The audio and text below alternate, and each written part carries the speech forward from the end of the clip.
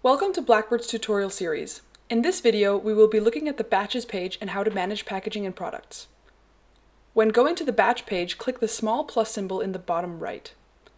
There are two options, manage product and manage packaging. Click on packaging first. Here you can add different types of packaging if needed.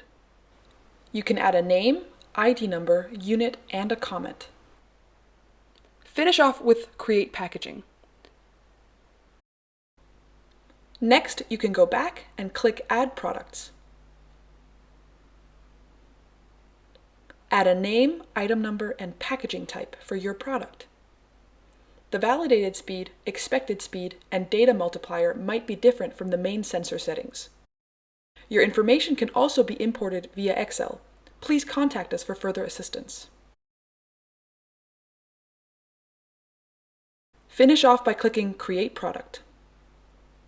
Now your products and packaging information is available, so a batch can be created.